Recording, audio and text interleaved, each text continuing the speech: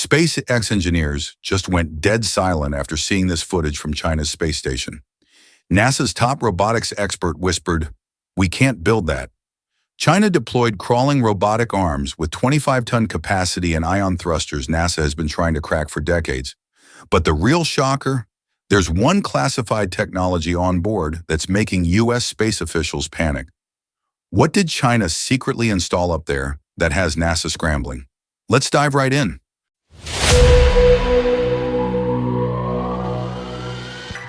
The footage was leaked 3 weeks ago. A shaky video from inside NASA's Johnson Space Center showing engineers watching live feeds from China's Tiangong station. You can hear the exact moment everything changed. Dead silence, then someone whispering, "How is this even possible?"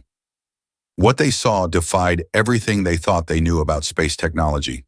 Here's what happened. NASA's top robotics engineer was reviewing routine footage when he spotted something that made him call an emergency meeting. China's robotic arms weren't just moving, they were crawling. Picture this, a 25-ton mechanical spider literally walking across the hull of a space station 400 kilometers above Earth. While NASA's arms are bolted to fixed positions, China's arms disconnect themselves and relocate to any point on the station. But here's where it gets insane. These arms can lift 25 tons each. That's like hoisting a fully loaded shipping container in zero gravity. NASA's best robotic system requires both arms working together to lift 58 tons. China's single arm does nearly half of that alone. The engineering behind this is theoretically impossible with current materials. The stress points should cause catastrophic failure. Yet there it was, working perfectly. NASA engineers have been trying to build crawling robotic systems for 15 years. Every attempt failed due to power requirements and structural limitations. China just solved it. How? That's what kept Pentagon officials awake for weeks. Remember those ion thrusters? This is where things get classified. Ion propulsion creates high-energy particle streams that can kill humans within minutes. NASA abandoned crude ion thruster integration after multiple safety failures in the 1990s. China mounted these thrusters directly on their crew module. Astronauts work just meters away from technology that should be lethal. Here's the problem. The physics don't add up.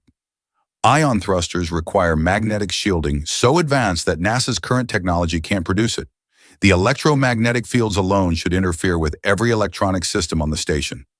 Intelligence sources suggest China developed a classified magnetic containment system. The exact technology remains unknown, but the implications are staggering. These thrusters allow Tiangong to maintain perfect orbital position while using 90% less fuel than chemical rockets.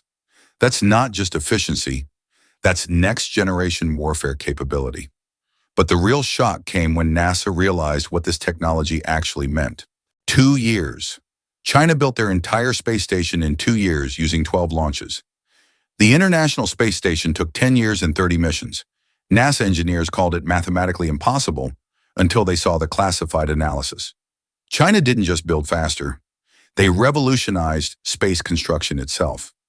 While NASA assembled the ISS piece by piece over decades, China used something called adaptive modularity.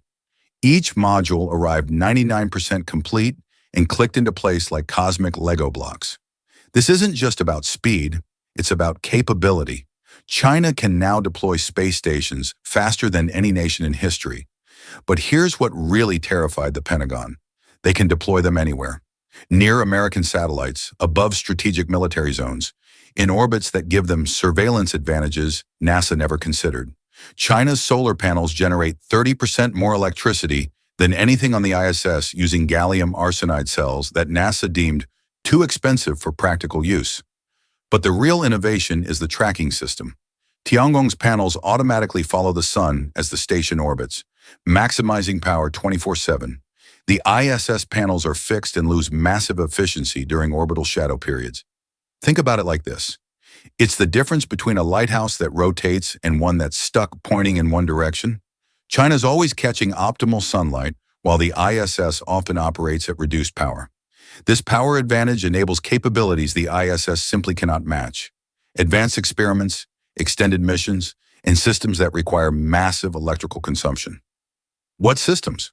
That's where intelligence officials get nervous. China built something NASA calls triple redundancy, 3 independent backup systems for every critical function. Life support fails, 2 backups kick in instantly. Communication goes down, another system takes over seamlessly. This level of redundancy is only seen in military applications, specifically in weapon systems designed to survive combat. NASA engineers studying Tiangong's design realized something chilling. This isn't a research station, it's a fortress. The structural reinforcement, the redundant systems, the advanced maneuvering capabilities, everything points to a space platform designed to operate under hostile conditions. But that's not even the most disturbing discovery. Here's where the story gets dark. For decades, China was excluded from international space partnerships due to security concerns. So how did they leapfrog technologies that took NASA 30 years to develop? The answer lies in what intelligence agencies call the greatest technology transfer in space history. Multiple systems on Tiangong show striking similarities to classified NASA designs. The robotic arm joint mechanisms match blueprints that were never released publicly. The docking system architecture mirrors restricted military specifications. But here's the twist. China didn't just copy these technologies, they improved them. How do you reverse engineer something and make it better than the original? Unless you had access to the complete technical documentation from the beginning. Those advanced robotic systems, perfect for satellite maintenance or satellite destruction, the precision maneuvering capabilities, ideal for intercepting other spacecraft, the triple redundant communication systems, built for coordinating military operations. Chinese military officials have openly discussed the dual-use nature of their space technologies. What they built isn't just a space station, it's a weapons platform disguised as scientific equipment. The most terrifying part?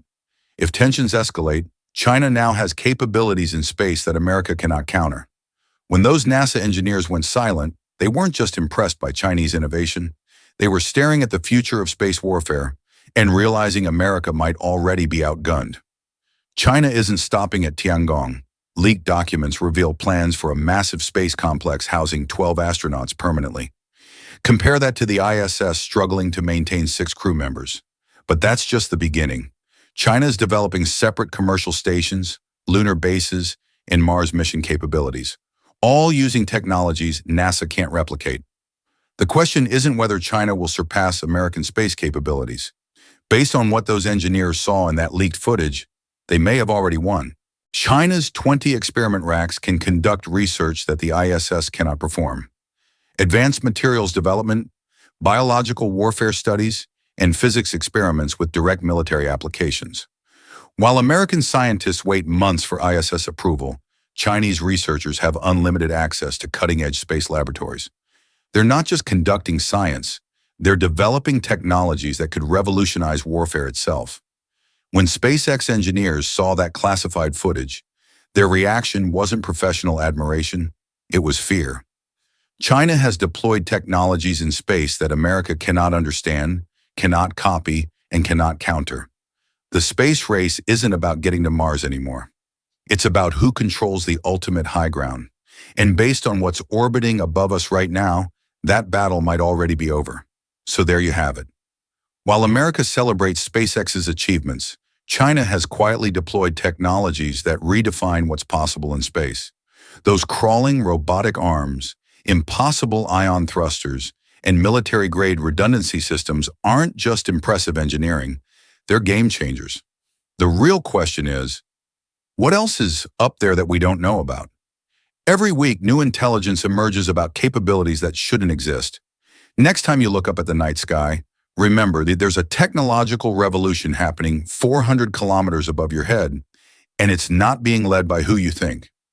This is just the beginning of China's space dominance story.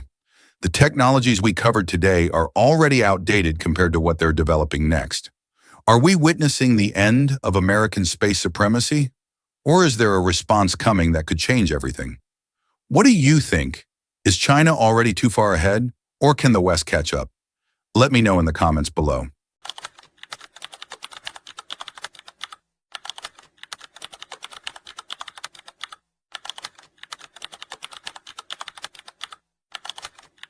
SpaceX just did something so shocking that California's governor completely lost control on live TV. After fighting Elon Musk for years, Newsom was forced into a corner and did the unthinkable, publicly surrendering to SpaceX in front of millions. But what devastating move did Musk pull that broke California's most powerful politician? The answer involves a secret federal lawsuit, 95 unstoppable launches, and a billion-dollar defeat that left the entire state helpless. What happened next will blow your mind. Let's dive right in.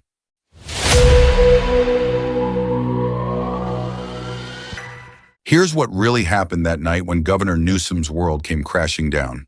Picture this: California's most powerful politician sitting in his office, confident that his state's regulatory machine could control any company, even Elon Musk's SpaceX. Then his phone rang. The call came from Washington. Federal officials weren't asking permission anymore. They were delivering an ultimatum. SpaceX's rocket launches were now classified as critical national security operations. State interference would no longer be tolerated. Period. But that was just the beginning of California's nightmare. What California didn't see coming was SpaceX's legal masterstroke. In October 2024, they filed a lawsuit so audacious it made veteran attorneys gasp. SpaceX claimed something unprecedented. Any rocket launch tied to national defense should completely bypass all state authority. Think about the implications. California had been treating SpaceX like any other business for years, demanding permits, threatening delays, wielding their regulatory power like a weapon. Suddenly, SpaceX was saying, "Your rules don't apply to us." The California Coastal Commission's response was swift and brutal. They argued SpaceX was just a private company chasing profits, not serving national defense. Their message was clear: if we let SpaceX bypass our authority, what company is next? March 2025 brought what looked like total victory for California. A federal judge dismissed SpaceX's case with prejudice. The reasoning was crushing. You're still launching rockets, so where's the actual harm? California officials were celebrating in the streets. Governor Newsom's team thought they'd just slayed the giant. The Coastal Commission was already planning their next regulatory attack. They had no idea they were walking into a trap. Because while California was popping champagne, SpaceX was quietly preparing their nuclear option. July 2025 changed everything. SpaceX returned to federal court with a completely restructured case, and this time, they had backup. Not just legal backup, military backup, intelligence agency backup. The kind of support that makes federal judges sit up and take notice. The court's decision sent shockwaves through Sacramento. SpaceX's lawsuit was moving forward, but the real earthquake was still building underground. Can you imagine the panic in California's government buildings when that news hit? Their supposed victory had just turned into their worst nightmare. But what came next would make that look like a gentle breeze. August brought the announcement that made Governor Newsom physically stumble. The U.S. Space Force wasn't just supporting SpaceX. They were demanding to nearly double launch rates from 50 to 95 per year at Vandenberg. Let's put this in perspective. We're talking about almost 2 rocket launches every single week. The economic impact would be astronomical. Billions flowing through California, thousands of high-paying jobs, massive technological advancement. And California's response? They said no. Here's where it gets absolutely insane. Everyone, and I mean everyone, knew the commission couldn't actually stop these launches. The Air Force had overruled them before and would do it again. So why keep fighting a battle they couldn't win? The answer reveals the true desperation behind California's last stand. The California Coastal Commission wasn't just protecting the environment anymore. They were fighting for their very survival. Think about it. If they let SpaceX completely bypass their authority, what happens to their control over California's entire 840-mile coastline? But something strange was happening behind the scenes. The environmental opposition that had been so vocal before was mysteriously quiet. Where were the massive protests, the aggressive lobbying campaigns, the visible public outcry? Jennifer Savage from the Surfrider Foundation revealed the uncomfortable truth. Environmental groups were stretched so thin fighting multiple crises that they couldn't sustain extended battles over rocket launches. The resistance was crumbling from within. This is where the story takes its most shocking turn. Governor Newsom found himself caught between two impossible forces: federal power demanding compliance and his own state agencies demanding resistance. Federal lawmakers from both parties were publicly backing SpaceX. The military was applying unprecedented pressure. The economic benefits were undeniable. And then came the intelligence briefing that changed everything. Behind closed doors, federal officials showed Newsom classified information about America's space defense needs. The details remained secret, but the message was crystal clear. SpaceX wasn't just a commercial space company anymore. They were America's shield in space. What happened next stunned political observers nationwide. In a public statement that seemed to come out of nowhere, Governor Newsom declared, "I'm with Elon." But this wasn't just a policy change.